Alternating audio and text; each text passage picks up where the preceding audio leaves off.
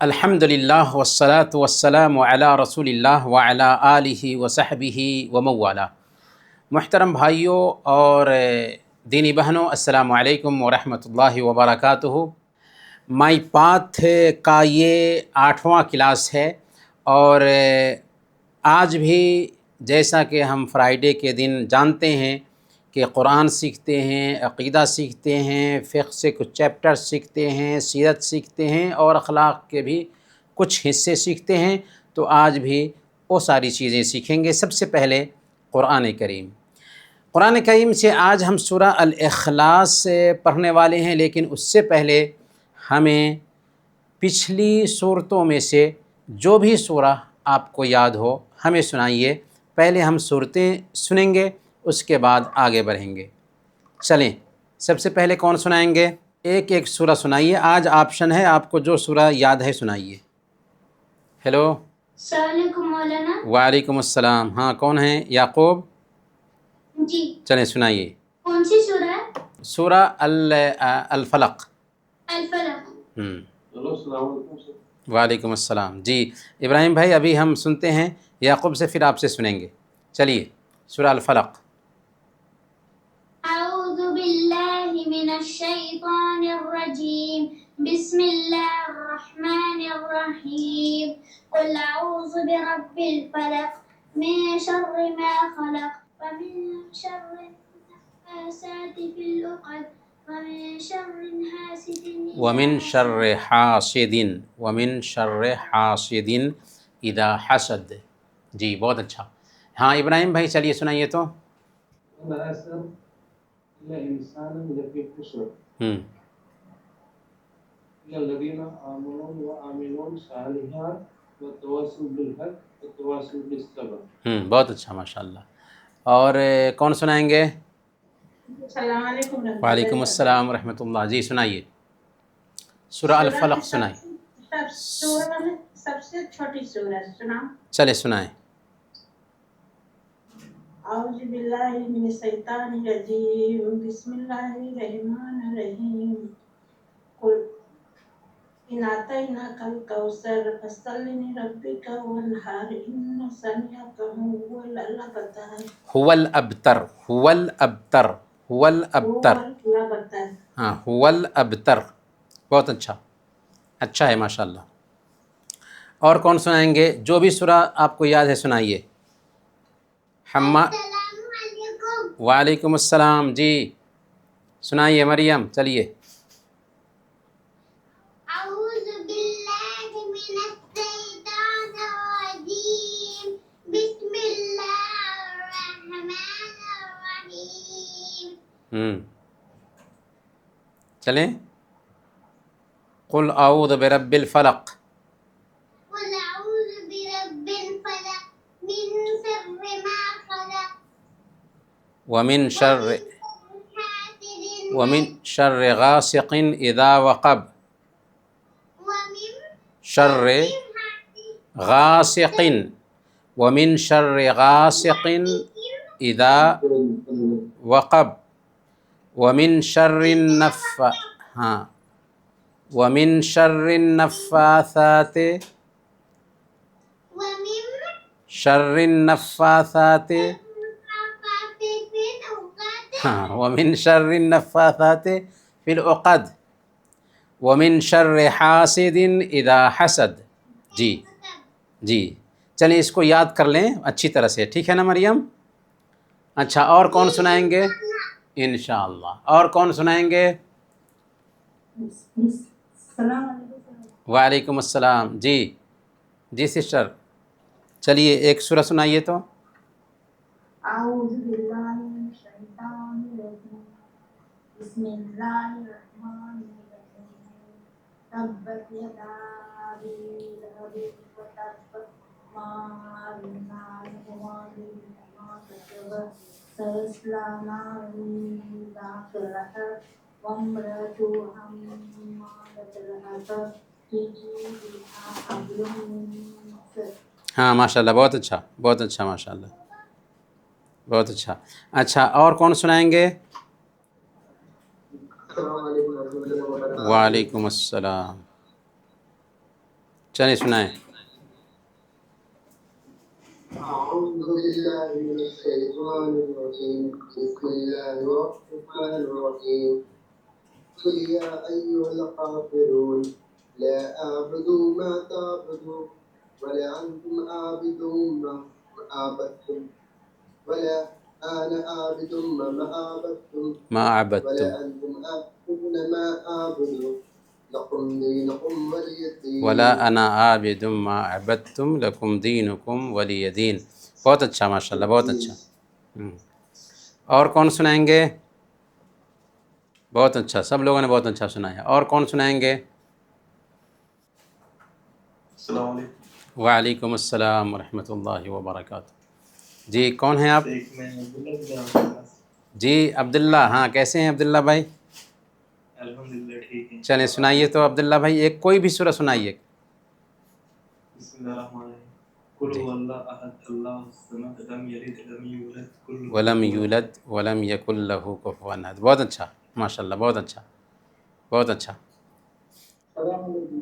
وعلیکم السلام ورحمۃ اللہ۔ جی کون ہیں؟ زکریا۔ زکریا، ہاں چلیے زکریا سنائیے تو۔ بسم اللہ الرحمن الرحیم۔ اذا جاء نصر اللہ والفتح ورأيت الناس يدخلون في دين الله أفواجا فسبح بحمد ربك واستغفره إنه كان توابا۔ ماشاء اللہ، بہت اچھا، بہت اچھا، بہت اچھا سنائیں۔ اور کوئی سنائیں گے؟ نہیں ہیں، چلیے آگے چلتے ہیں۔ بسم اللہ الرحمن الرحیم، سورہ الاخلاص۔ سورہ الاخلاص کو سب سے پہلے ہم سمجھتے ہیں۔ اعوذ باللہ من الشیطان الرجیم، بسم اللہ الرحمن الرحیم۔ قل هو اللہ احد اللہ الصمد لم یلد ولم یولد ولم یکن لہ کفوا احد۔ کہو قل هو اللہ احد، کہو اللہ یکتا ہے، اللہ اکیلا ہے، یکتا ہے۔ اللہ الصمد، اللہ نرپیکش ہے، بے نیاز ہے، اس کو کسی چیز کی ضرورت نہیں پڑتی۔ لم یلد ولم یولد، نہ اس نے جنم دیا ہے اور نہ ہی جنم لیا ہے، نہ تو اس کے پاس سنتان ہے اور نہ ہی اس کے پاس ماں باپ ہے۔ لم یلد، نہ تو اس نے جنم دیا ہے، ولم یولد اور نہ ہی جنم لیا ہے، ولم یکن لہ کفوا احد، اور اس کا کوئی سمکچھک نہیں ہے، اس کا کوئی بھاگیدار نہیں ہے، اس کا کوئی شریک اور برابر نہیں ہے۔ یہ ہے سورہ الاخلاص۔ اس سورہ کے اترنے کا سندربھ کیا ہے، کس سبب سے یہ سورہ اتری؟ تو کچھ مشرکین یا یہودیوں نے اللہ کے نبی صلی اللہ علیہ وسلم کے پاس آ کر کے آپ سے کہا کہ اے محمد صلی اللہ علیہ وسلم، آپ اپنے رب کی وشیشتا، اپنے رب کی خوبی بیان کیجئے۔ تو اللہ رب العالمین نے یہ سورہ اتار دی، جس میں اللہ تعالیٰ نے اپنے 4 موٹے موٹے صفات، 4 موٹی موٹی خوبیاں بیان کی ہے۔ کیا ہیں وہ 4 موٹے موٹے صفات جو اللہ تعالیٰ نے سورہ الاخلاص میں بیان کیے ہیں؟ تو سب سے پہلے نمبر پر قل هو اللہ احد، پہلی وشیشتا کہ اللہ یکتا ہے، اللہ ایک ہے، ایک سے زیادہ نہیں۔ اگر 2 خدا ہوتے سنسار میں تو دونوں بلا ہوتے سنسار میں۔ ادھر ایک کہتا کہ میری سنو، ادھر ایک کہتا کہ میاں چپ رہو، تو اس دنیا کا سسٹم چلانے والا صرف ایک اللہ ہے۔ تو اللہ احد ہے، یکتا ہے۔ دوسری وشیشتا اللہ کی یہ ہے کہ اللہ نرپیکش ہے، بے نیاز ہے، ساری مخلوق، ساری سرشٹی اس کی محتاج ہے اور وہ کسی کا محتاج نہیں۔ اگر دنیا کی ساری مخلوق اس کے خلاف ہو جائے تو اس سے اس کا کچھ بھی نقصان نہیں، اور دنیا کی ساری مخلوق اگر اس کے ادھین ہو جائے، اس کی باتوں کو ماننے لگ جائے، تو اس سے اللہ کا کچھ بھی فائدہ ہونے والا نہیں ہے۔ تیسری وشیشتا اللہ کی ہے کہ اس نے نہ جنم لیا ہے نہ جنم دیا ہے، یعنی نہ تو اس کے پاس سنتان ہے اور نہ ہی اس کے پاس ماتا پیتا ہے۔ گویا کہ اللہ تعالیٰ کی جو ذات ہے فیملی سے دور ہے، اور جو جنم لیا ہو، جس نے جنم دیا ہو، وہ اللہ نہیں ہو سکتا۔ چوتھی جو وشیشتا سورہ الاخلاص میں اللہ تعالیٰ نے بیان کی ہے وہ یہ ہے کہ وَلَمْ يَكُنْ لَهُ كُفُوًا أَحَدٌ، اس کا کوئی برابر نہیں، اس کا کوئی بھاگیدار نہیں، اس کا کوئی سمکچھک نہیں، اس کا کوئی ہمسر نہیں۔ یہ سورہ الاخلاص 1/3 قرآن کے برابر ہے۔ کتنا؟ 1/3 قرآن کے برابر ہے۔ یعنی اگر کوئی آدمی اس سورہ الاخلاص کو 3 مرتبہ پڑھ لے تو گویا کہ اس نے پورا قرآن ختم کیا۔ 1/3 قرآن کے برابر سورہ الاخلاص ہے۔ صحیح بخاری اور صحیح مسلم کی روایت ہے، اللہ کے نبی صلی اللہ علیہ وسلم نے بیان فرمایا، انہا تعدل ثلث القرآن، کہ سورہ الاخلاص 1/3 قرآن کے برابر ہے۔ کتنا؟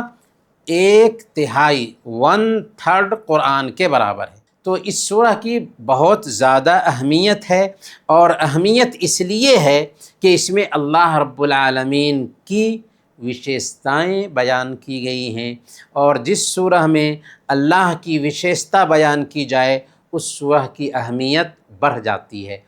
آیت الکرسی کی اہمیت اس لیے زیادہ ہے کہ اس سورہ میں بھی اللہ کی وشیشتا بیان کی گئی ہے۔ سورہ الکافرون 1/4 کے برابر ہے۔ اس سورہ کی اہمیت بھی اس لیے ہے کہ اس سورہ میں بھی اللہ تعالیٰ کی وشیشتا، اللہ کی خوبی بیان کی گئی ہے۔ اسی طریقے سے سورہ الفاتحہ کی اہمیت اس لیے ہے کہ اس میں بھی اللہ تعالیٰ کے بہت سارے نام بتائے گئے ہیں۔ اب ہم عقیدہ میں سیکھیں گے محمد الرسول اللہ۔ محمد الرسول اللہ کی مانگ کیا ہے؟ محمد الرسول اللہ ایک طرف لا الہ الا اللہ ہے، دوسری طرف محمد الرسول اللہ ہے۔ تو لا الہ الا اللہ کی مانگ کیا ہے؟ اللہ کے علاوہ اور کوئی صحیح عبادت کے لائق نہیں۔ اس کی مانگ یہ ہے کہ ایک بندہ صرف ایک اللہ کی عبادت کرے گا، اللہ کے علاوہ کسی اور کی عبادت نہیں کر سکتا، مانگے گا تو اسی سے، مدد طلب کرے گا تو اسی سے، اور نفع اور نقصان کی امید رکھے گا تو صرف اللہ کی ذات سے ہی۔ یہ تو لا الہ الا اللہ کی مانگ ہے۔ محمد رسول اللہ کی مانگ کیا ہے؟ تو اس کو آج کے کلاس میں ہم سمجھیں گے۔ محمد الرسول اللہ کا سب سے پہلے مطلب کیا ہوتا ہے؟ محمد الرسول اللہ کا مطلب ہوتا ہے کہ محمد صلی اللہ علیہ وسلم اللہ کے رسول ہیں۔ اللہ تعالیٰ نے محمد صلی اللہ علیہ وسلم کو سارے انسان اور سارے جنات کی طرف نبی اور رسول بنا کر بھیجا، اور اس بات پر ہمیں یقین کرنا چاہیے کہ ان کی پیروی کرنا ضروری ہے، ان سے محبت کرنا ضروری ہے، کیونکہ وہ اپنی مرضی سے کوئی بات نہیں کہتے تھے، بلکہ جو کچھ بھی کہتے تھے اللہ کی طرف سے کہتے تھے، اور وہ آخری رسول ہیں۔ آپ کے بعد اور قیامت کے دن تک کوئی رسول آنے والا نہیں ہے۔ انہیں ساری دنیا کے لیے، ساری کائنات کے لیے رحمت بنا کر اللہ نے بھیجا تھا۔ اللہ نے کہا وَمَا أَرْسَلْنَاكَ إِلَّا رَحْمَةً لِلْعَالَمِينَ، کہ ہم نے آپ کو ساری دنیا کے لیے رحمت بنا کر بھیجا ہے۔ جو آدمی یہ اقرار کرتا ہے کہ محمد صلی اللہ علیہ وسلم اللہ کے رسول ہیں اور اللہ کے نبی صلی اللہ علیہ وسلم کی رسالت کو مانتا ہے، تو اس کے لیے چند چیزوں کو اپنی زندگی میں اتارنا ضروری ہو جاتا ہے، یا چند چیزوں پر وشواس رکھنا ضروری ہو جاتا ہے۔ سب سے پہلے نمبر پر محمد صلی اللہ علیہ وسلم کو نبی ماننے کی مانگ یہ ہے کہ جیسے اللہ پر ہم ایمان لائے ہیں، ویسے ہی محمد صلی اللہ علیہ وسلم پر بھی ہم ایمان لائیں۔ تو لا الہ الا اللہ نے ہمیں بتایا کہ عبادت صرف ایک اللہ کی ہوگی، اور محمد الرسول اللہ ہمیں بتاتا ہے کہ عبادت محمد صلی اللہ علیہ وسلم کے طریقے کے مطابق ہوگی۔ تو ہم سب سے پہلے اقرار کرتے ہیں ایک اللہ کی عبادت کا، اس کے بعد اقرار کرتے ہیں محمد صلی اللہ علیہ وسلم کی رسالت کا، کہ عبادت ایک اللہ کی کریں گے اور عبادت کا طریقہ محمد صلی اللہ علیہ وسلم کا بتایا ہوا ہوگا۔ گویا کہ محمد صلی اللہ علیہ وسلم کو اللہ کی عبادت میں شریک نہیں کرتے، بلکہ عبادت تو صرف ایک اللہ کی ہوتی ہے، البتہ عبادت کا طریقہ ہوتا ہے محمد صلی اللہ علیہ وسلم کا بتایا ہوا۔ ہم اپنی مرضی سے اللہ کی عبادت نہیں کرتے، اپنے من سے جیسے چاہا ویسے عبادت نہیں کرتے، بلکہ ہم اللہ کے نبی صلی اللہ علیہ وسلم کے بتائے ہوئے طریقے کے مطابق اللہ کی عبادت کرتے ہیں۔ جب ہم نے کہا کہ صرف ایک اللہ کی عبادت کریں گے تو سوال تو پیدا ہوتا ہی تھا کہ عبادت کیسے ہوگی، تو اس کا جواب یہ ہے کہ عبادت محمد صلی اللہ علیہ وسلم کے بتائے ہوئے طریقے کے مطابق ہوگی۔ اسی لیے ضروری ہے اللہ پر بھی ایمان لائیں اور محمد صلی اللہ علیہ وسلم پر بھی ایمان لائیں۔ اللہ تعالیٰ نے فرمایا یا ایھا الذین آمنوا آمنوا باللہ ورسولہ، اے ایمان والو ایمان لاؤ اللہ پر اور اس کے رسول پر۔ تو اللہ پر بھی ایمان لانا ہے، اس کے رسول پر بھی ایمان لانا ہے، اللہ کو معبود سمجھنا ہے اور اس کے رسول کے بتائے ہوئے طریقے کے مطابق اللہ کی عبادت کرنی ہے۔ دوسری جو مانگ ہے محمد الرسول اللہ کی، وہ یہ ہے کہ محمد صلی اللہ علیہ وسلم کا انوسرن کیا جائے، محمد صلی اللہ علیہ وسلم کی پیروی کی جائے، محمد صلی اللہ علیہ وسلم کی نافرمانی سے بچا جائے۔ اللہ تعالیٰ سورہ محمد آیت نمبر 33 میں بیان فرماتا ہے یا ایھا الذین آمنوا اطیعوا اللہ و اطیعوا الرسول ولا تبطلوا اعمالکم، کہ اے ایمان والو اللہ کی اطاعت کرو، اس کے رسول کی اطاعت کرو اور اپنے عملوں کو برباد نہ کرو۔ اس سے پتہ کیا چلا؟ اس سے پتہ یہ چلا کہ اگر ہم اللہ کی اطاعت اور اس کے رسول کی اطاعت نہیں کرتے ہیں تو ہمارے عمل برباد ہو جائیں گے۔ اس لیے کہ عمل کی قبولیت کی شرط ہے کہ عبادت ایک اللہ کی ہوگی اور عبادت کا طریقہ نبی صلی اللہ علیہ وسلم کا بتایا ہوا ہوگا۔ اسی لیے محمد صلی اللہ علیہ وسلم کا انوسرن کرنا ضروری ہے ہر مسلمان کے لیے۔ اللہ تعالیٰ سورہ آل عمران آیت نمبر 31 میں بیان فرماتا ہے قُلْ إِن كُنتُمْ تُحِبُّونَ اللَّهَ فَاتَّبِعُونِي يُحْبِبْكُمُ اللَّهُ، آپ کہہ دیجئے اے محمد صلی اللہ علیہ وسلم اگر تم اللہ سے محبت کرتے ہو تو میرا انوسرن کرو، میری بات مانو، میرے طریقے کے مطابق زندگی گزارو، یحببکم اللہ، اللہ تم سے محبت کرے گا۔ گویا کہ اگر ہم اللہ کے محبوب بننا چاہتے ہیں تو نبی صلی اللہ علیہ وسلم کی بات ہمیں ماننی ہوگی۔ کیوں؟ اس لیے کہ اللہ تعالیٰ نے نبی صلی اللہ علیہ وسلم کو ہم سب کے لیے آئیڈیل بنا کر بھیجا ہے۔ نبی صلی اللہ علیہ وسلم کے بتائے ہوئے طریقے کے مطابق ہی ہمیں زندگی گزارنا ہے۔ محمد الرسول اللہ کی تیسری مانگ یہ ہے کہ محمد صلی اللہ علیہ وسلم سے محبت کریں۔ کتنی محبت؟ اپنی جان سے بھی زیادہ۔ صحیح بخاری کی روایت ہے، اللہ کے نبی صلی اللہ علیہ وسلم نے بیان فرمایا لا یؤمن احدکم حتی اکون احب الیہ من والدہ وولدہ والناس اجمعین، تم میں سے ایک آدمی اس وقت تک ایمان والا نہیں ہو سکتا جب تک کہ میں اس کی نظر میں اس کے باپ، اس کے بیٹے اور تمام لوگوں سے زیادہ محبوب نہ بن جاؤں۔ تو ہمیں اللہ کہ نبی صلی اللہ علیہ وسلم سے دنیا کے سارے لوگوں سے زیادہ محبت کرنی چاہیے، یہاں تک کہ اپنی جان سے بھی زیادہ کرنی چاہیے۔ صحیح بخاری کی روایت ہے، حضرت عمر رضی اللہ تعالیٰ عنہ ایک دن اللہ کے نبی صلی اللہ علیہ وسلم کے ساتھ چل کے جا رہے تھے، تو عمر فاروق رضی اللہ تعالیٰ عنہ نے کہا کہ اے اللہ کے نبی صلی اللہ علیہ وسلم، آپ میری نظر میں سب سے زیادہ محبوب ہیں سوائے میری جان کے۔ تو اللہ کے نبی صلی اللہ علیہ وسلم نے فرمایا کہ ابھی بھی بات نہیں بنی ہے اے عمر، جب تک کہ میں تیری نظر میں تیری جان سے بھی زیادہ محبوب نہ بن جاؤں۔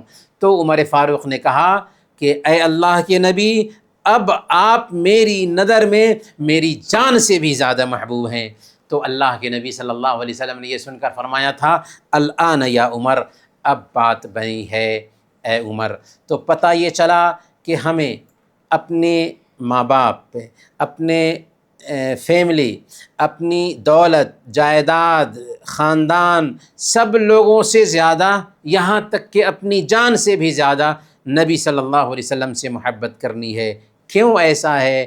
اس لیے کہ اسی انسان کے ذریعہ ہمیں اللہ تعالیٰ نے ہدایت کا راستہ دکھایا ہے، اسی انسان کی محنت کا نتیجہ ہے کہ آج ہم اللہ تعالیٰ کو پہچان لے رہے ہیں، اسی انسان کی محنت کا نتیجہ ہے کہ آج ہم اس اسلام کو اپنی زندگی میں اتار پا رہے ہیں، اسی انسان کی محنت کے سبب اللہ تعالیٰ نے ہمیں اسلام سے آگاہ کیا ہے۔ تو اسی لیے ہمیں ان سے ٹوٹ کر محبت کرنی چاہیے اپنی جان سے بھی زیادہ۔ چوتھی مانگ محمد الرسول اللہ کی یہ ہے کہ ہم مانیں کہ محمد صلی اللہ علیہ وسلم گناہوں سے بالکل پاک ہیں، بالکل معصوم ہیں۔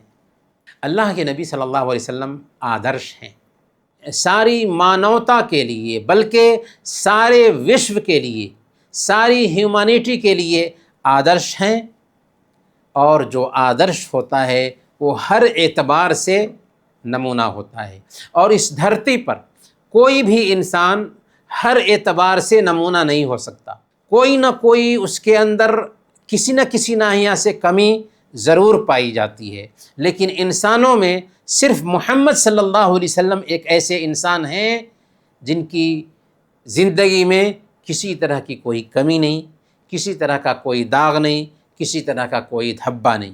اسی لیے امریکہ سے ایک کتاب چھپی دی 100، اس کتاب میں مائیکل ایچ ہارٹ نے 100 لوگوں کی زندگی جمع کیا، ان 100 لوگوں کی زندگی اس میں جمع کیا جنہوں نے دنیا پر اثر ڈالا تھا، لیکن وہ عیسائی ہونے کے باوجود سب سے پہلے نمبر پر ان 100 لوگوں میں محمد صلی اللہ علیہ وسلم کو رکھتا ہے، اور کہتا ہے کہ میرے پڑھنے والوں کو یہ بات آشچرج میں ڈال سکتی ہے کہ آخر میں محمد صلی اللہ علیہ وسلم کو پوری دنیا کے انسانوں میں پہلے نمبر پر کیوں رکھ رہا ہوں، لیکن حقیقت یہ ہے کہ محمد صلی اللہ علیہ وسلم ہی ایک ایسے انسان ہیں جو واقعی دھارمک استر پر اور دنیاوی استر پر، دونوں استر پر پورے طور پر مکمل ثابت ہوتے ہیں۔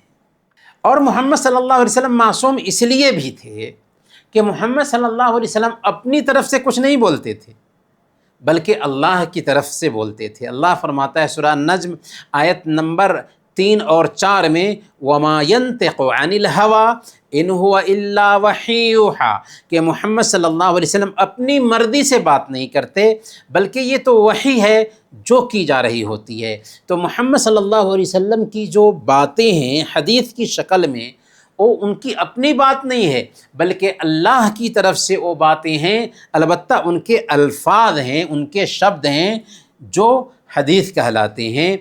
محمد رسول اللہ کی 5ویں مانگ یہ ہے کہ آپ کے آنے کے بعد یہ عقیدہ رکھا جائے کہ اب کوئی نبی نہیں آ سکتا قیامت کے دن تک۔ ٹھیک بات واضح ہے؟ یعنی ہمیں یہ عقیدہ رکھنا چاہیے کہ اللہ کے نبی صلی اللہ علیہ وسلم کے آنے کے بعد اب قیامت کے دن تک کوئی بھی نبی نہیں آئے گا۔ اللہ تعالیٰ نے اپنی کتاب میں یہ بات بالکل کلیئر کر دی۔ سورہ الاحزاب آیت نمبر 40 میں اللہ نے فرمایا ما کان محمد ابا احد من رجالکم ولکن رسول اللہ وخاتم النبیین، کہ محمد صلی اللہ علیہ وسلم تمہارے مردوں میں سے کسی کے باپ نہیں، بلکہ وہ اللہ کے رسول اور آخری نبی ہیں۔ اس سے پتہ کیا چلا؟ اس سے پتہ یہ چلا کہ قیامت کے دن تک اب کوئی رسول آنے والا نہیں ہے۔ سارے انسانوں کے لیے جو اس دھرتی پر پیدا ہوئے، پیدا ہو رہے ہیں اور قیامت کے دن تک ہوں گے، محمد صلی اللہ علیہ وسلم کے آنے کے بعد ضروری ٹھہرا کہ محمد صلی اللہ علیہ وسلم کو فالو کریں نجات پانے کے لیے۔ اسی لیے اللہ تعالیٰ فرماتا ہے وَمَن يَبْتَغِ غَيْرَ الْإِسْلَامِ دِينًا فَلَن يُقْبَلَ مِنْهُ، جو کوئی بھی اسلام کے علاوہ کسی اور دین کی کھوج کرے گا وہ اس سے قبول نہیں کیا جائے گا، ہرگز نہیں کیا جائے گا۔ محمد الرسول اللہ کی چھٹی مانگ یہ ہے کہ آپ کا سندیش ہر انسان اور ہر جنات کے لیے ہے۔ ایسا نہیں ہے کہ محمد صلی اللہ علیہ وسلم صرف مسلمانوں کے نبی ہوں، صرف عربوں کے نبی ہوں، یا صرف انسانوں کے ہی نبی ہوں، بلکہ جنات کے بھی نبی ہیں۔ سارے جنات اور سارے انسان کے لیے میسنجر ہیں محمد صلی اللہ علیہ وسلم قیامت کے دن تک۔ اللہ تعالیٰ سورہ الاعراف آیت نمبر 158 میں بیان فرماتا ہے قُلْ يَا أَيُّهَا النَّاسِ إِنِّي رَسُولُ اللَّهِ إِلَيْكُمْ جَمِيعًا، کہہ دیجئے کہ اے لوگو میں تم سب کی طرف اللہ کی طرف سے بھیجا گیا رسول ہوں۔ گویا کہ اللہ کے نبی صلی اللہ علیہ وسلم سارے انسانوں کے لیے رسول ہیں۔ اللہ تعالیٰ نے سورہ الجن میں بیان فرمایا قُلْ أُوحِيَ إِلَيَّ أَنَّهُ اسْتَمَعَ نَفَرٌ مِّنَ الْجِنِّ، آپ کہہ دیجئے کہ میری بات کو کان لگا کر کے سنا ہے جنوں کی ایک جماعت نے، اور پھر انہوں نے اسلام بھی قبول کیا اور اپنی جماعت میں داعی بن کر کے چلے گئے۔ تو اللہ کے نبی صلی اللہ علیہ وسلم انسانوں کے بھی نبی ہیں، اللہ کے نبی صلی اللہ علیہ وسلم جنوں کے بھی نبی ہیں۔ ساتویں مانگ محمد الرسول اللہ صلی اللہ علیہ وسلم کی یہ ہے کہ اللہ کے نبی صلی اللہ علیہ وسلم کے اوپر درود اور سلام بھیجا جائے۔ آج جمعہ کا دن ہے، جمعہ کے دن زیادہ سے زیادہ اللہ کے نبی صلی اللہ علیہ وسلم پر درود بھیجنا چاہیے۔ اللہم صلی وسلم وبارک علیہ۔ اللہ تعالیٰ سورہ الاحزاب آیت نمبر 56 میں بیان فرماتا ہے یا ایھا الذین آمنوا صلوا علیہ وسلموا تسلیما، اے ایمان والو تم بھی ان پر رحم کی دعا کرو اور خوب سلام بھیجو۔ تو اللہ کے نبی صلی اللہ علیہ وسلم کے اوپر درود اور سلام بھیجنا چاہیے۔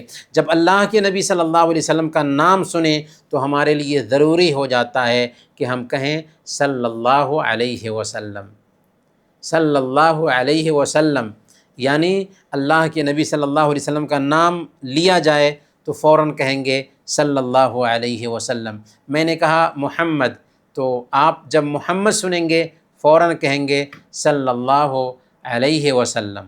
کیا کہیں گے؟ صلی اللہ علیہ وسلم۔ آپ پر درود اور سلام بھیجنے کا ایک طریقہ تو وہ ہے جو اللہ کے نبی صلی اللہ علیہ وسلم نے خود بتا دیا ہے۔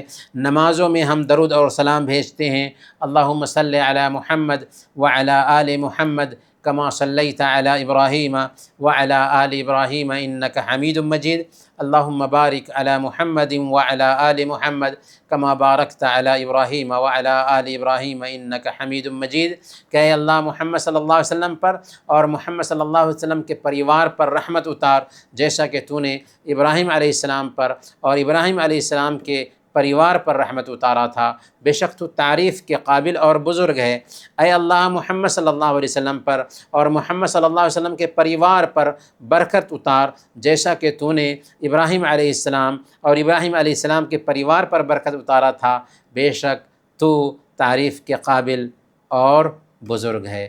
تو یہ درود شریف ہے، ہمیں اللہ کے نبی صلی اللہ علیہ وسلم کے اوپر ہمیشہ درود بھیجنے کا اہتمام کرنا چاہیے۔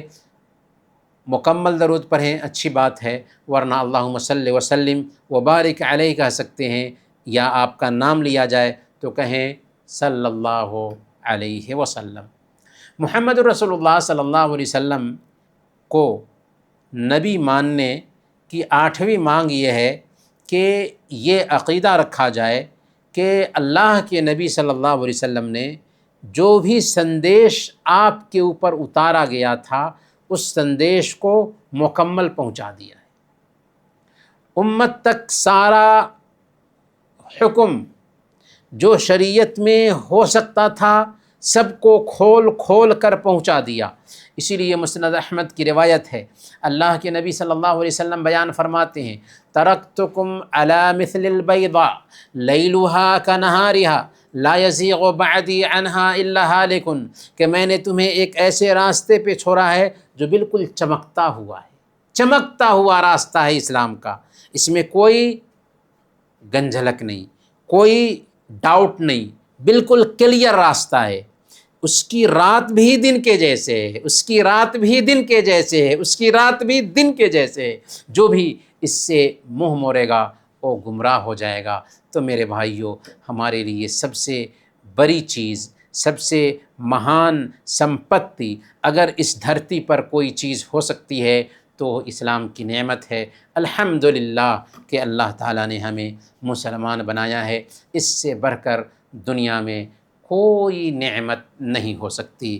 محمد الرسول اللہ کو سمجھنے اور اس کو ماننے کی نویں مانگ یہ ہے کہ محمد صلی اللہ علیہ وسلم کی شان میں غلو نہ کیا جائے، اتیشیوکتی نہ کی جائے، آپ کو بڑھا چڑھا کر کے پیش نہ کیا جائے۔ اللہ کے نبی صلی اللہ علیہ وسلم کے مہتو کو جانیں، اللہ کے نبی صلی اللہ علیہ وسلم کے مرتبہ کو جانیں، آپ کی سیرت کو جانیں، آپ اللہ کے بندے اور اس کے رسول ہیں اور اس کی مخلوق میں سب سے بہتر، سب سے اچھے اور سب سے اعلیٰ آچرن کے تھے، تو یہ ساری باتیں جاننے کی ضرورت ہے۔ اللہ کے نبی صلی اللہ علیہ وسلم نبیوں کے سردار ہیں، یہ جاننے کی ضرورت ہے۔ سب سے زیادہ اللہ کا ڈر رکھنے والے تھے، یہ جاننے کی ضرورت ہے۔ سب سے زیادہ متقی تھے، یہ جاننے کی ضرورت ہے۔ اللہ رب العالمین نے آپ کا سینہ کھول دیا اور پہلو اور بعد میں آپ کا نام بلند کیا۔ اللہ نے فرمایا وَرَفَعْنَا لَكَ ذِكْرَكَ، ہم نے آپ کی یاد کو بلند کر دیا۔ واقعی پوری دنیا میں سب سے زیادہ انسانوں کے اندر اگر کسی کا نام لیا جاتا ہے تو آج سروے کہتا ہے کہ وہ محمد صلی اللہ علیہ وسلم ہے۔ اللہ تعالیٰ نے آپ کو اسراء اور معراج کرایا، رات کے ایک حصے میں مکہ سے فلسطین گئے اور پھر فلسطین سے ساتوں آسمان کا چکر لگایا۔ اللہ تعالیٰ کا یہ معجزہ ہے۔ مسجد حرام سے مسجد اقصیٰ تک رات کے ایک حصے میں آپ کو لے جایا گیا اور پھر 7 آسمانوں پر لے جایا گیا جہاں اللہ تعالیٰ سے پردے کی اوٹ میں بات کی۔ آپ کو وہ چیزیں دیں جو کسی دوسرے رسول کو نہیں دیا۔ 1 مہینے کی گتی سے دشمن کے دل میں آپ کا ڈر ڈال دیا اور اس کے ذریعہ آپ کی مدد کی۔ مال غنیمت کو اللہ تعالیٰ نے آپ کے لیے حلال کیا۔ آپ کی امت کے لیے ہر زمین کو مسجد اور پوتر بنا دیا، جہاں بھی ایک انسان چاہے نماز پڑھ لے۔ اللہ رب العالمین نے آپ کو حمد کا جھنڈا دیا، حوض کوثر دیا، مقام محمود دیا۔ کل قیامت کے دن آپ ہی کی سفارش سے سارے انسانوں کا حساب و کتاب ہونے والا ہے۔ اللہ تعالیٰ نے آپ کو نہر کوثر دیا، جس کو حوض کوثر بھی کہتے ہیں۔ آپ کے اگلے پچھلے سارے گناہوں کو اللہ تعالیٰ نے معاف کر دیا۔ آپ کی امت ساری امتوں میں سب سے بہتر امت ٹھہری۔ آپ سب سے پہلے جنت میں داخل ہوں گے۔ آپ سے پہلے کسی کو بھی جنت میں داخلہ نہیں ملے گا۔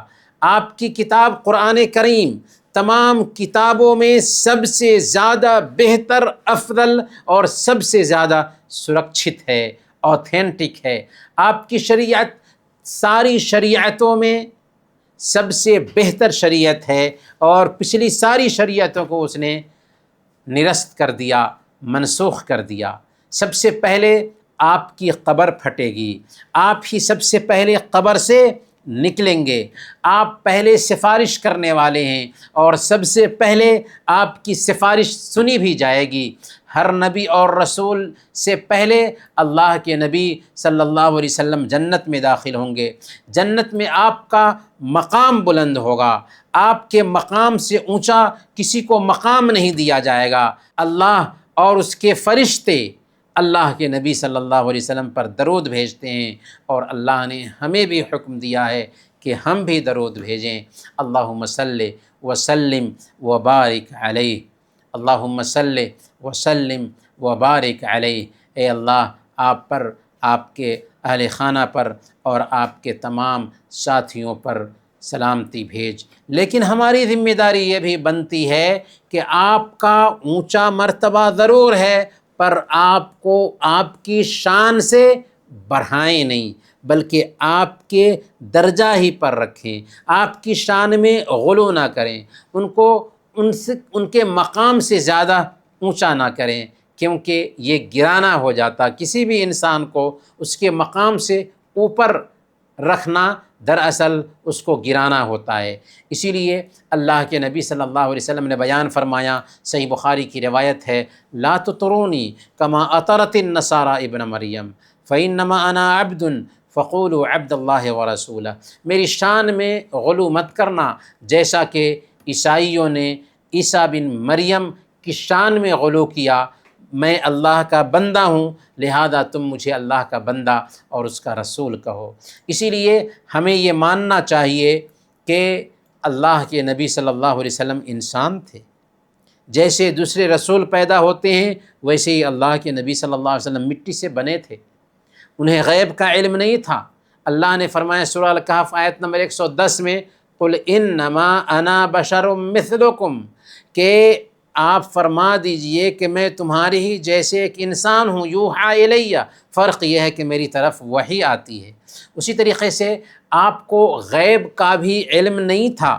اللہ تعالیٰ فرماتا ہے سورہ الاعراف آیت نمبر 188 میں 188 میں، وَلَوْ كُنْتُ أَعْلَمُ الْغَيْبَ لَاسْتَكْثَرْتُ مِنَ الْخَيْرِ وَمَا مَسَّنِيَ السُّوءُ، اگر مجھے غیب کا علم ہوتا تو بہت ساری بھلائیاں سمیٹ لیتا اور مجھے کوئی تکلیف نہیں پہنچ سکتی تھی۔ اللہ کے نبی صلی اللہ علیہ وسلم انسان تھے، اس لیے بھولتے بھی تھے، ان سے نماز میں غلطیاں ہوئی ہیں، صحابہ نے ان کو یاد دلایا ہے اور انہوں نے اندازہ لگایا کہ نماز کم ہو گئی ہوگی، اسی لیے اللہ کے نبی صلی اللہ علیہ وسلم نے بیان فرمایا، انما انا بشر مثلکم انسا کما تنسون فاذا نسیت فذکرونی، کہ میں تمہارے جیسے آدمی ہوں، انسان ہوں، میں بھول جاتا ہوں جیسے تم بھول جاتے ہو، اس لیے جب میں بھول جاؤں تو مجھے یاد دلا دیا کرو۔ یہ صحیح بخاری اور صحیح مسلم کی روایت ہے۔ اللہ کے نبی صلی اللہ علیہ وسلم نہ اپنے لیے کسی نفع کا اختیار رکھتے تھے اور نہ ہی کسی دوسرے کے لیے نفع کا اختیار رکھتے تھے۔ اللہ تعالیٰ نے فرمایا، قُلْ لَا أَمْلِكُ لِنَفْسِي نَفْعًا وَلَا ضَرًّا إِلَّا مَا شَاءَ اللَّهُ، کہ میں اپنے آپ کے لیے نفع اور نقصان کا اختیار نہیں رکھتا، اللہ جو چاہتا ہے وہی ہوتا ہے۔ اللہ نے سورہ الجن آیت نمبر 21 میں بیان فرمایا، قُلْ إِنِّي لَا أَمْلِكُ لَكُمْ ضَرًّا وَلَا رَشَدًا، کہ آپ کہہ دیجئے کہ مجھے تمہارے کسی نقصان یا بھلائی کا کوئی اختیار نہیں۔ تو ایسے تھے ہمارے نبی جو انسان تھے لیکن انسانوں میں سب سے افضل تھے، پر نفع اور نقصان کا اختیار نہیں رکھتے تھے۔ اس لیے ہمارے لیے ضروری ہے کہ ہم ان سے مدد نہ مانگیں، ان کے نام سے وسیلہ طلب نہ کریں۔ بہت سارے لوگ دعا کے اندر کہتے ہیں کہ اللہ میری یہ دعا اللہ کے نبی صلی اللہ علیہ وسلم کے وسیلے کے طفیل قبول کر لے، یہ بھی غلط ہے، یہ شرک نہیں لیکن حرام ہے، یہ شرک نہیں لیکن حرام ہے، ڈائریکٹ اللہ تعالیٰ سے مانگنا چاہیے۔ تو اللہ کے نبی صلی اللہ علیہ وسلم کے وسیلے سے دعا نہیں کی جا سکتی، نہ ہی ان سے شفا مانگی جا سکتی ہے، نہ ہی ان سے مدد طلب کیا جا سکتا ہے، نہ ان کے نام یا ان کی سمادھی کی قسم کھائی جا سکتی ہے، اور نہ ہی ان کے پریوار والوں کی، نہ کسی صحابی کی قسم کھائی جا سکتی ہے، بلکہ ہم صرف قسم اللہ کی کھائیں گے اور اللہ رب العالمین سے ہی مدد طلب کریں گے۔ ہم پر ضروری ہے کہ ہم اللہ کے نبی صلی اللہ علیہ وسلم کے پریوار والوں، آپ کے ساتھیوں سے محبت کریں، اور اصل میں آپ کے پریوار سے محبت کرنا، آپ کے ساتھیوں سے محبت کرنا، آپ سے ہی محبت کرنا ہے۔ یعنی آپ سے محبت کرنے کی مانگ یہ ہے کہ ہم اللہ کے نبی صلی اللہ علیہ وسلم کے گھر والوں سے محبت کریں، اللہ کے نبی صلی اللہ علیہ وسلم کے صحابہ سے محبت کریں۔ اگر کسی بھی صحابی کسی بھی صحابی کسے کہتے ہیں؟ من لقی النبی صلی اللہ علیہ وسلم مؤمنا بہ ومات علی الایمان، کہ جس کسی نے ایمان کی حالت میں اللہ کے نبی صلی اللہ علیہ وسلم سے ملاقات کی اور ایمان پر ہی ان کی موت ہوئی، وہ صحابی ہیں۔ اور جتنے بھی صحابہ ہیں سارے صحابہ جنتی ہیں۔ سارے صحابہ کے بارے میں اللہ نے فرمایا وَكُلًّا وَعَدَ اللَّهُ الْحُسْنَى، اللہ نے ان سب کے لیے جنت کا وعدہ کیا ہے۔ اسی طریقے سے سارے صحابہ سے ہمیں محبت کرنی چاہیے، کیونکہ انہی کے ذریعہ ہم تک قرآن پہنچا ہے، انہی کے ذریعہ ہم تک احادیث پہنچی ہیں، انہی کے ذریعہ ہم تک اللہ کے نبی صلی اللہ علیہ وسلم کی سیرت پہنچی ہے، انہی کے ذریعہ پوری شریعت پہنچی ہے۔ اسی لیے صحابہ اگر ڈیمیج ٹھہریں گے تو قرآن ڈیمیج ہو جائے گا، حدیث ڈیمیج ہو جائے گی، اللہ کے نبی صلی اللہ علیہ وسلم کی سیرت ڈیمیج ٹھہرے گی، پوری شریعت ڈیمیج ہو جائے گی۔ اسی لیے صحابہ کے دشمن اللہ کے نبی صلی اللہ علیہ وسلم کے صحابہ پر اعتراض کرتے ہیں تاکہ اسلام کو ڈیمیج قرار دیں، لیکن اللہ تعالیٰ نے اس دین کی حفاظت کی گارنٹی لی ہے، انا نحن نزلنا الذکر وانا لہ لحافظون، ہم نے ہی اس ذکر قرآن کو اتارا ہے اور ہم ہی اس کی حفاظت کرنے والے ہیں، اس لیے قرآن میں چینجنگ نہیں ہو سکتی۔ برکیف محمد الرسول اللہ کی جو مانگ ہے اس کا سارانش کیا ہے، اس کا خلاصہ کیا ہے، اب ہم خلاصہ جان لیتے ہیں پھر آگے چلیں گے۔ محمد رسول اللہ محمد صلی اللہ علیہ وسلم کی رسالت پر ایمان لانے کی مانگ پہلے نمبر پر یہ ہے کہ ان پر ایمان لائیں، دوسرے نمبر پر یہ ہے کہ ان کا انوسرن کریں، اطاعت کریں، تیسرے نمبر پر مانگ یہ ہے کہ ان سے محبت کریں، چوتھی مانگ یہ ہے کہ ان کے مقام اور مرتبہ کی جانکاری حاصل کریں، پانچویں مانگ یہ ہے کہ ہم یہ عقیدہ رکھیں کہ اللہ کے نبی صلی اللہ علیہ وسلم نے دین کو پورے طور پر لوگوں تک پہنچا دیا، چھٹی مانگ یہ ہے کہ ہم اس بات کا عقیدہ رکھیں کہ اللہ کے نبی صلی اللہ علیہ وسلم تمام انسانوں اور تمام جنات کے لیے نبی اور رسول بنا کر بھیجے گئے ہیں، اور ساتویں مانگ یہ ہے کہ اللہ کے نبی صلی اللہ علیہ وسلم کے اوپر درود اور سلام بھیجیں، آٹھویں مانگ یہ ہے کہ ہم یہ عقیدہ رکھیں کہ محمد صلی اللہ علیہ وسلم گناہوں سے پاک ہیں، معصوم ہیں، اور نویں مانگ یہ ہے کہ ہم یہ عقیدہ رکھیں کہ اللہ کے نبی صلی اللہ علیہ وسلم آخری نبی ہیں، آپ کے بعد کوئی بھی نبی یا رسول آنے والا نہیں ہے۔ تو یہ رہا محمد الرسول اللہ کی مانگ کے حوالے سے خلاصہ۔ اب ہم فقہ کی طرف چلتے ہیں۔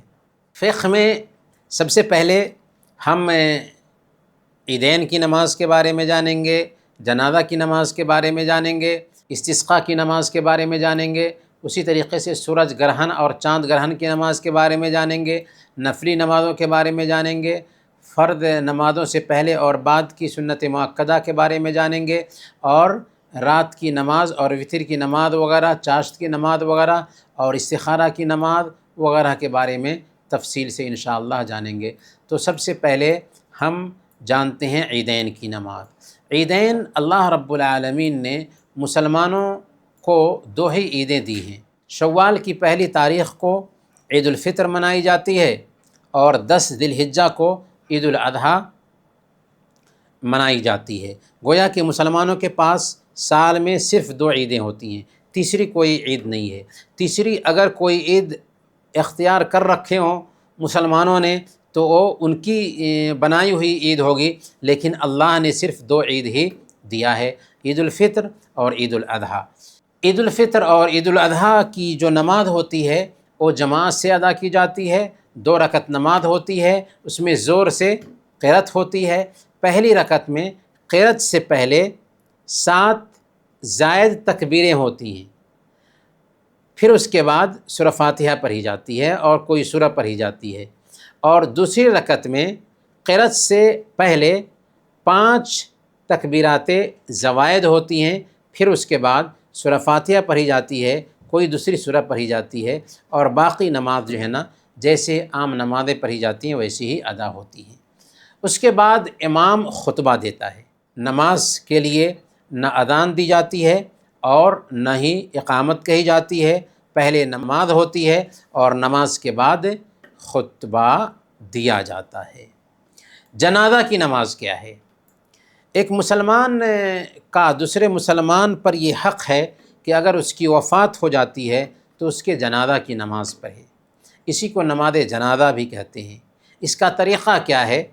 مسلمان میت کا جنازہ اگر ادا کیا جا رہا ہے تو امام اگر جنازہ مرد کا ہے تو اس کے سینے کے قریب کھڑا ہوگا، اور اگر عورت کا جنازہ ہے تو اس کے بیچ میں کھڑا ہوگا۔ کیسے؟ اگر جنازہ مرد کا ہے تو کہاں پہ کھڑا ہوگا امام یعقوب؟ سینے کے پاس۔ اگر عورت کا ہے تو بیچ میں، ٹھیک ہے، بیچ میں کھڑا ہوگا۔ اور اس کے بعد امام اللہ اکبر کہتے ہوئے ہاتھ باندھ لے گا اور آہستہ سے سورہ فاتحہ پڑھے گا۔ زور سے بھی پڑھ سکتا ہے، لیکن زیادہ تر یہ ہے کہ آہستہ سے پڑھا جائے۔ اور اس کے ساتھ ساتھ اس میں کوئی سورہ بھی ملا سکتے ہیں، تو گویا کہ اللہ اکبر کہتے ہوئے امام ہاتھ باندھ کر کے آہستہ سے سورہ فاتحہ پڑھے گا اور کوئی سورہ بھی ملائے گا۔ دوسری مرتبہ اللہ اکبر کہے گا تو آہستہ آہستہ امام بھی اور اس کے پیچھے مقتدی بھی سب کے سب درود شریف بھی پڑھیں گے۔ تو جیسے سورہ فاتحہ اور کوئی سورہ پڑھے تھے پہلی تکبیر میں، اسی طریقے سے دوسری تکبیر میں کیا پڑھیں گے؟ درود شریف پڑھیں گے۔ اور تیسری تکبیر جب امام کہے گا تو امام اور مقتدی سب کے سب اس میں دعا کریں گے۔ کس کے لیے؟ مردے کے لیے۔ اور چوتھی تکبیر جب کہے گا امام تو دائیں طرف اور بائیں طرف سلام پھیر دیں گے، جیسے اللہ اکبر، اس میں سورہ فاتحہ پڑھیں گے اور کوئی سورہ ملائیں گے۔ پھر کہے گا امام اللہ اکبر تو اس میں درود شریف پڑھیں گے۔ پھر کہے گا امام اللہ اکبر تو اس میں مردے کے لیے دعا کریں گے۔ پھر کہے گا امام اللہ اکبر تو دائیں طرف اور بائیں طرف السلام علیکم ورحمۃ اللہ، السلام علیکم ورحمۃ اللہ کہہ دیں گے۔ جنازے کی نماز ہو گئی۔ استسقاء کی نماز، استسقاء کی نماز کیا ہے؟ بہت اہم باتیں ہم بتا رہے ہیں، ذرا دھیان دیجیے۔ استسقاء کی نماز کا مطلب ہوتا ہے بارش طلب کرنے کے لیے نماز۔ اگر اکال پر جائے، بارش نہ ہو رہی ہو، تو ہمیں ہمارا دین یہ بتاتا ہے کہ اللہ تعالیٰ کے لیے کچھ اپنے آپ کو فارغ کریں، توبہ کریں اور 2 رکعت نماز پڑھیں، اور پھر بارش کے لیے اللہ سے دعا کریں، کیونکہ بارش کون برساتا ہے؟ اللہ تعالیٰ برساتا ہے۔ تو اس کے لیے نماز پڑھی جائے گی۔ تو استسقاء کی نماز اس کو کہتے ہیں، یعنی بارش طلب کرنے کے لیے نماز۔ 2 رکعت نماز پڑھی جائے گی۔ کیسے نماز پڑھی جائے گی؟ یہ بالکل ویسے ہی جیسے عید کی نماز پڑھی جاتی ہے، نہیں، جیسے عید کی نماز پڑھی جاتی ہے ویسے ہی استسقاء کی نماز پڑھی جائے گی۔ یعنی امام اللہ اکبر کہے گا اور اس کے بعد 7 مرتبہ تکبیر زوائد کہے گا، اور پھر اس کے بعد سورہ فاتحہ پڑھے گا، پھر دوسری سورہ پڑھے گا، اور پھر رکوع کرے گا، سجدہ کرے گا، 2 سجدے، اور پھر جب اٹھے گا تو 5 مرتبہ، بالکل صحیح، میں غلط بول رہا تھا تاکہ چیک کروں، 7 مرتبہ 5 مرتبہ، بالکل صحیح۔ تو ہاں، پہلی بار 7 اور دوسری مرتبہ جب ہم اٹھیں گے تو 5 تکبیرات زوائد کہیں گے، ہاتھ باندھ لیں گے، اللہ اکبر، اللہ اکبر، اللہ اکبر، اللہ اکبر، اللہ اکبر، 5 مرتبہ تکبیرات زوائد کہیں گے۔ اس کے بعد سورہ فاتحہ پڑھیں گے، پھر دوسری سورہ پڑھیں گے اور نماز مکمل کریں گے۔ بالکل استسقاء کی نماز، بارش طلب کرنے کی نماز ویسے ہی پڑھی جائے گی جیسے عید اور بقرعید کی نماز پڑھی جاتی ہے۔ سمجھ میں آ گیا؟ جی اچھا، اب ہم اس کے بعد کیا ہوگا؟ استسقاء کی نماز تو ہو گئی، اس کے بعد امام خطبہ دے گا جس میں وہ لوگوں کو توبہ کرنے پر ابھارے گا، ٹھیک ہے؟ تو جیسے عید کی نماز ہوتی ہے کہ پہلے نماز پڑھی جاتی ہے اس کے بعد خطبہ ہوتا ہے، ویسے ہی استسقاء کی نماز میں بھی جیسے عید کی نماز پڑھتے ہیں ویسے ہی استسقاء کی نماز میں پہلے نماز ہوگی اور پھر امام خطبہ دے گا اور لوگوں کو صدقہ اور خیرات پر ابھارے گا، توبہ کرنے پر ابھارے گا۔ سورج گرہن اور چاند گرہن کی نماز کیسے پڑھی جائے گی؟ یہ بھی جماعت سے پڑھی جانے والی نماز ہے جو سورج اور چاند گرہن کے موقع پر پڑھی جاتی ہے۔ سورج اور چاند گرہن کے موقع سے یہ نماز پڑھی جائے گی۔ یہ 2 رکعت نماز ہوتی ہے جس میں 4 رکوع اور 4 سجدے ہوتے ہیں۔ سورج گرہن اور چاند گرہن کی نماز کیسے ہوگی؟ یعنی اللہ اکبر کہیں گے، ٹھیک ہے، سورہ فاتحہ پڑھیں گے، کوئی سورہ پڑھیں گے اور لمبی قرأت ہوگی اس میں، پھر اس کے بعد رکوع میں جائیں گے، رکوع سے اٹھنے کے بعد سجدے میں نہیں جائیں گے، پھر ہاتھ باندھ لیں گے سجدے میں جانے سے پہلے، ہاں، پھر سے سورہ فاتحہ پڑھیں گے اور پھر سے لمبی سورہ پڑھیں گے اور پھر رکوع کریں گے۔ تو ابھی سجدہ میں نہیں گئے اور 2 رکوع ہو گئے، ایک ہی رکعت میں کتنے رکوع ہو گئے؟ 2 رکوع ہو گئے، پھر 2 سجدے کریں گے اور پھر کھڑے ہوں گے، تو پھر اللہ اکبر کہیں گے اور سورہ فاتحہ پڑھیں گے، کوئی سورہ پڑھیں گے، پھر رکوع میں جائیں گے اور پھر رکوع سے اٹھیں گے تو پھر کیا کر لیں گے؟ پھر ہاتھ باندھ لیں گے اور سورہ فاتحہ پڑھیں گے اور کوئی سورہ پڑھیں گے، لمبی سورہ، اور پھر اس کے بعد رکوع کریں گے۔ تو کیا ہو گیا؟ 2 رکعت نماز ہے، اس 2 رکعت نماز میں 4 رکوع ہو گیا اور 4 سجدے ہو گئے۔ تو ایسے سورج اور چاند گرہن کی نماز پڑھی جائے گی۔ سمجھ میں آیا کیسے پڑھی جائے گی نماز؟ یعنی ایک ہی رکعت میں 2 رکوع ہو جائے گا اور 2 سجدے ہو جائیں گے۔ تو اس ناحیے سے 2 رکعت نماز ہوگی تو 4 رکوع بن جائیں گے اور 4 سجدے ہو جائیں گے۔ اچھا، نفلی نمازیں، نفلی نمازوں کی کیا اہمیت ہے؟ سنن ترمذی اور سنن ابی داؤد کی روایت ہے، اللہ کے نبی صلی اللہ علیہ وسلم نے بیان فرمایا کہ قیامت کے دن سب سے پہلے بندے کی نماز کا حساب ہوگا۔ اگر نماز اچھی ہوگی تو وہ کامیاب ہوگا اور اگر نماز خراب ہوئی تو وہ ناکام ہوگا۔ سب سے پہلے حساب کس چیز کا ہوگا؟ نماز کا ہوگا۔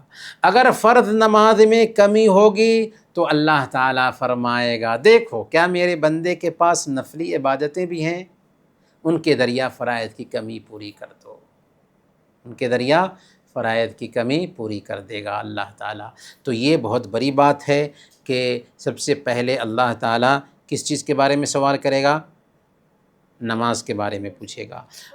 ہاں، اور اگر بندے کی فرض نماز میں کمی ہوئی تو اللہ تعالیٰ کہے گا کہ دیکھو اس کے پاس نفلی نمازیں بھی ہیں، اگر نفلی نمازیں ہوں تو فرض کی کمی ان نفلی نمازوں سے دور کر دی جائے گی۔ تو اسی لیے نفلی نمازوں کا اہتمام کرنا چاہیے۔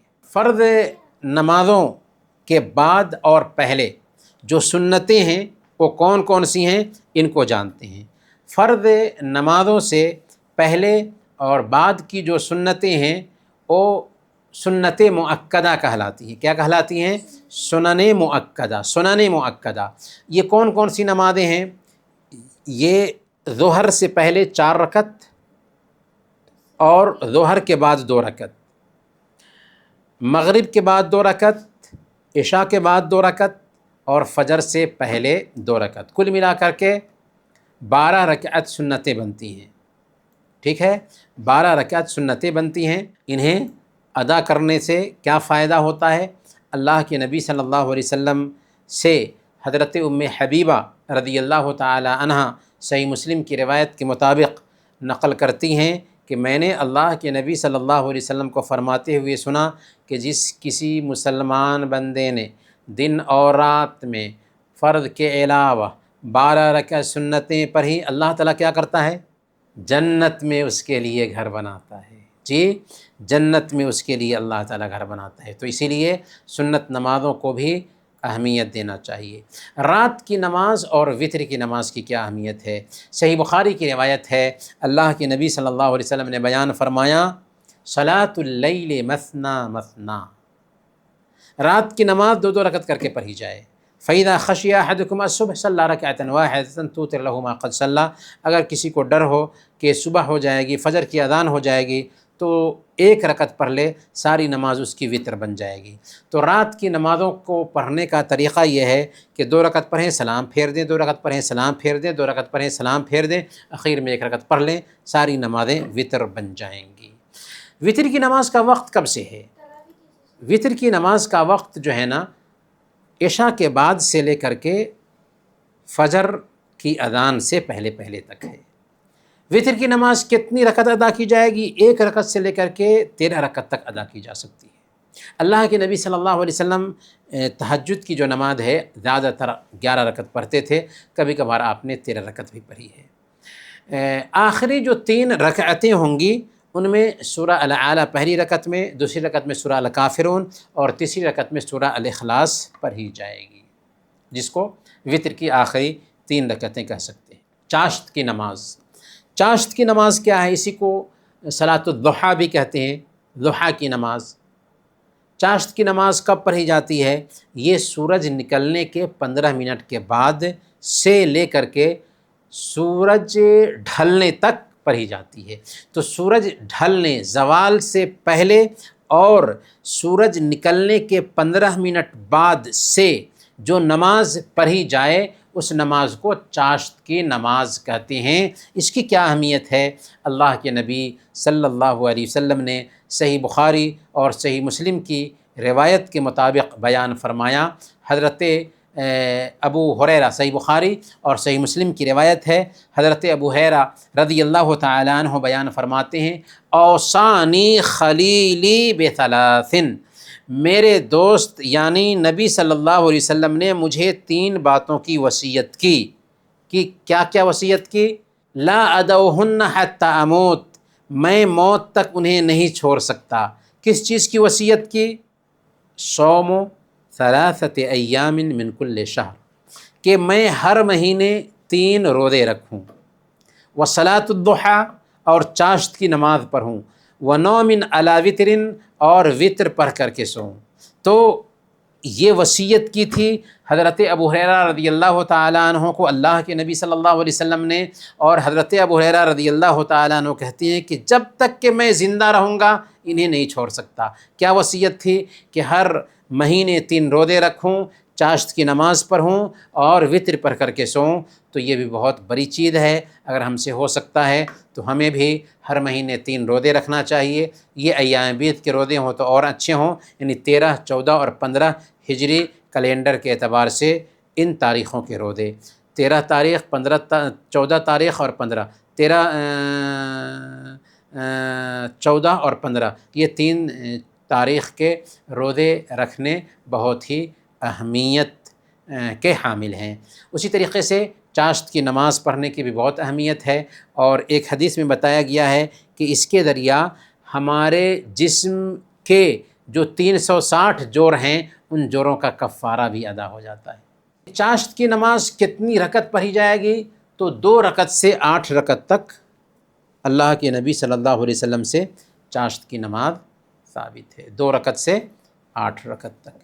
استخارہ کی نماز، استخارہ کی نماز کیا ہے؟ اگر 2 یا 2 سے زیادہ کسی کام میں اطمینان نہیں ہو رہا ہے اور کسی ایک پر دل کا سکون ہم چاہ رہے ہیں کہ یہ کریں یا یہ کریں، اور دونوں جائز ہے، اگر ایک حرام کام ہے تو حلال کو ہی اختیار کرنا ہے، دونوں جائز ہے، تو ایسی حالت میں ہمیں استخارہ کرنا چاہیے، یعنی اس معاملے میں اللہ سے بھلائی کی طلب کرنے کے لیے نماز پڑھنی چاہیے، اسی کو استخارہ کی نماز کہتے ہیں۔ صحیح بخاری کی روایت ہے، حضرت جابر بن عبداللہ رضی اللہ تعالیٰ عنہ بیان فرماتے ہیں، کان رسول اللہ صلی اللہ علیہ وسلم یعلمنا الاستخارۃ فی الامور کلھا کما یعلمنا السورۃ من القرآن، کہ اللہ کے نبی صلی اللہ علیہ وسلم ہمارے ہر کام میں ہمیں استخارہ کرنا سکھاتے تھے، جیسا کہ قرآن کی صورتیں سکھایا کرتے تھے۔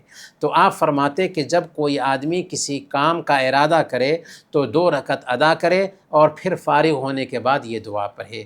دعا کیا ہے؟ اللہم انی استخیرک بعلمک واستقدرک بقدرتک واسألک من فضلک العظیم فإنک تقدر ولا اقدر وتعلم ولا اعلم وانت علام الغیوب اللہم ان كنت تعلم ان هذا الامر خیر لی فی دینی ومعاشی وعاقبت امری فاقدره لی ويسره لي ثم بارك لي فيه وإن كنت تعلم أن هذا الأمر شر لي في ديني ومعاشي وعاقبة أمري فاصرفه عني واصرفني عنه واقدر لي الخير حيث كان ثم ارضني به۔ یہ صحیح بخاری کی روایت ہے جو استخارہ کی دعا بتائی گئی ہے۔ اس میں طریقہ یہ ہے کہ اگر ہم نماز پڑھ رہے ہیں تو سلام پھیرنے سے پہلے یہ دعا پڑھ لیں، یا ایسا بھی ہو سکتا ہے کہ 2 رکعت نماز پڑھ لیں اور نماز پڑھنے کے بعد ہاتھ اٹھا کر کے یہ دعا پڑھیں، دونوں کی گنجائش ہے۔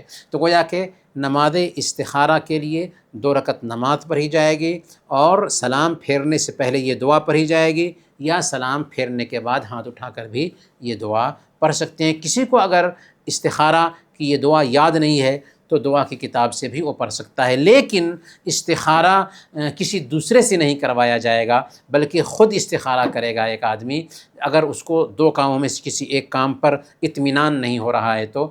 اسی طریقے سے استخارہ کے بعد ایسا نہیں کہ خواب میں آنے والا ہے کچھ، نہیں، اگر 1 مرتبہ میں سمجھ میں نہیں آ رہا ہے تو 2 مرتبہ کریں، 2 مرتبہ میں سمجھ میں نہیں آ رہا ہے تو تیسری مرتبہ کریں، یہاں تک کہ آپ کو اطمینان ہو جائے، اور پھر اس کے بعد جو کام کریں گے اللہ تعالیٰ اس کے اندر برکت ڈال دے گا۔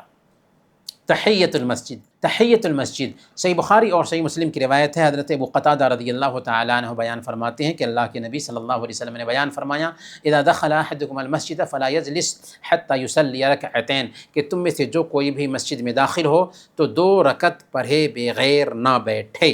اس کو ہم تحیۃ المسجد کہتے ہیں۔ مسجد کا یہ حق ہے کہ جو کوئی بھی مسجد میں جاتا ہے، چاہے کوئی بھی وقت ہو، بیٹھنا چاہتا ہے تو اس کو 2 رکعت پڑھے بغیر نہیں بیٹھنا چاہیے۔ آپ دیکھتے ہوں گے بہت سارے لوگوں کو مسجد میں جاتے ہیں، نماز کا انتظار کرنا چاہ رہے تھے، جا کر کے بیٹھ جاتے ہیں۔ نہیں، اگر اقامت کے لیے 1 منٹ باقی ہے تو آپ کھڑے رہیے، انتظار کیجئے، بیٹھنا نہیں ہے، بیٹھنے سے پہلے ہمیں 2 رکعت پڑھ کے بیٹھنا چاہیے۔ ٹھیک ہے، یہ بات کلیئر ہو گئی۔ اس کو ہم تحیۃ المسجد کہتے ہیں۔ سیرت میں ہم اللہ کے نبی صلی اللہ علیہ وسلم کی ہجرت کے بارے میں جان چکے ہیں۔ ہجرت جب اللہ کے نبی صلی اللہ علیہ وسلم نے کیا تھا تو ہجرت کے بعد جب مدینہ آپ آئے تو مدینہ میں 3 اہم کام کیا۔ پہلے نمبر پر اللہ کے نبی صلی اللہ علیہ وسلم نے مسجد نبوی بنائی صحابہ کے ساتھ مل کر کے، اور یہاں پر یہ میسیج ہے کہ ایک مسلمان کی زندگی مسجد سے خالی نہیں ہو سکتی۔ دوسرے نمبر پر آپ نے کام یہ کیا کہ صحابہ جو ہجرت کر کے آئے وہ مہاجرین کہلاتے تھے، اور جو مدینہ کے رہنے والے صحابہ تھے وہ انصار کہلاتے تھے۔ انصار اور مہاجرین میں بھائی چارہ قائم کیا، کیونکہ یہ لوگ اپنا گھر بار چھوڑ کر کے وہاں پر گئے تھے تو کیسے رہتے، اس کے لیے ضروری تھا کہ انصار میں سے کوئی ان کا ایک بھائی ہو تاکہ ان کے گھر میں وہ رہ سکے۔ تو یہ مواخات یا بھائی چارہ کہلاتا ہے۔ تیسرا جو اہم کام کیا اللہ کے نبی صلی اللہ علیہ وسلم نے وہ یہ تھا کہ وہاں پہ جو یہودی بسے ہوئے تھے مدینہ میں، یہودیوں سے باضابطہ ایگریمنٹ کیا کہ یہ مدینہ ہے، یہ ہم سب کا دیش ہے، ہم سب اس کی حفاظت کریں گے۔ اگر کوئی باہر سے حملہ آور ہوتا ہے تو جیسے مسلمان اس کی حفاظت کے لیے آگے بڑھیں گے، اسی طریقے سے تم کو بھی اس کی حفاظت کرنی ہے، اور تمہیں بھی وہی حقوق ملیں گے جو مسلمانوں کو حقوق ملتے ہیں۔ لیکن یہودیوں نے غداری کی اور اللہ کے نبی صلی اللہ علیہ وسلم کی اس ایگریمنٹ کو بعد میں توڑ دیا، جس کو ہم بعد میں جانیں گے۔ اللہ کے نبی صلی اللہ علیہ وسلم جب مدینہ پہنچتے ہیں نا، تو مدینہ پہنچتے ہی ایک میسیج دیا تھا۔ وہ میسیج کیا تھا؟ اللہ کے نبی صلی اللہ علیہ وسلم نے بیان فرمایا تھا، یا ایھا الناس افشوا السلام واطعموا الطعام وصلوا الارحام وصلوا باللیل والناس نیام تدخلوا الجنۃ بسلام، کہ اے لوگو سلام کو پھیلاؤ، کھانا کھلاؤ، صلہ رحمی کرو، رشتہ نبھاؤ، رات میں جب کہ لوگ سو رہے ہوں نماز پڑھو، سلامتی کے ساتھ اللہ کی جنت میں داخل ہو جاؤ گے۔ اب ہم آخری جو پوائنٹ ہے اخلاق، اس پہ اپنی بات ختم کریں گے۔ اخلاق میں ایک پوائنٹ ہی لیں گے اور وہ ہے غصہ سے بچنا۔ صحیح بخاری کی روایت ہے، حضرت ابو ہریرہ رضی اللہ تعالیٰ عنہ بیان فرماتے ہیں، ایک آدمی نے اللہ کے نبی صلی اللہ علیہ وسلم سے کہا کہ مجھے وصیت کیجئے، مجھے وصیت کیجئے۔ تو اللہ کے نبی صلی اللہ علیہ وسلم نے کہا لا تغضب، غصہ مت کرو۔ کئی بار آپ نے دہرایا اور کہا کہ غصہ مت کرو۔ گویا کہ اسلام ہمیں غصہ سے روکتا ہے، اور اگر غصہ آتا ہے تو اس کو کنٹرول میں کرنا چاہیے، کیونکہ غصہ شیطان کی طرف سے آتا ہے، اسی لیے اعوذ باللہ من الشیطان الرجیم کہنا چاہیے۔ غصہ سے کیسے بچے؟ سب سے پہلے نمبر پر اعوذ باللہ من الشیطان الرجیم کہنا چاہیے۔ کیفیت بدل لیں، اگر کھڑے ہوں تو بیٹھ جائیں، بیٹھے ہوں تو لیٹ جائیں۔ سنن ابی داؤد کی روایت ہے، اللہ کے نبی صلی اللہ علیہ وسلم نے بیان فرمایا کہ جب تم میں سے کسی کو غصہ آئے اور وہ کھڑا ہو تو بیٹھ جائے، اگر غصہ چلا جاتا ہے تو ٹھیک، ورنہ لیٹ جائے۔ اسی طریقے سے ہمیں چاہیے کہ وضو کر لیں اور غصہ کے انجام پر غور کریں۔ یہ بھی سوچیں کہ آپ اپنے رب کی شان میں کتنی کوتاہیاں کرتے ہیں اور لگاتار وہ معاف کر رہا ہے۔ تو اگر آپ کو کسی کے اوپر غصہ آیا ہے تو کیا آپ برداشت نہیں کر سکتے؟ آپ کا رب اتنا برداشت کرتا ہے اور معاف کرتا ہے تو نہیں؟ تو یہ سوچنے کی وجہ سے غصہ ہمارا تھم جائے گا۔ تو انہیں کچھ باتوں کے ساتھ آج کا ہم یہ کلاس ختم کرتے ہیں۔ اللہ تعالیٰ سے دعا ہے کہ اللہ تعالیٰ ہم سب کو جو کچھ بھی ہم نے سیکھا ہے ان کو یاد کرنے اور ان کے مطابق اپنے لائف کو ڈھالنے کی توفیق عطا فرمائیں۔ آمین۔ وصلی اللہ علی نبینا محمد وعلی آلہ وصحبہ اجمعین۔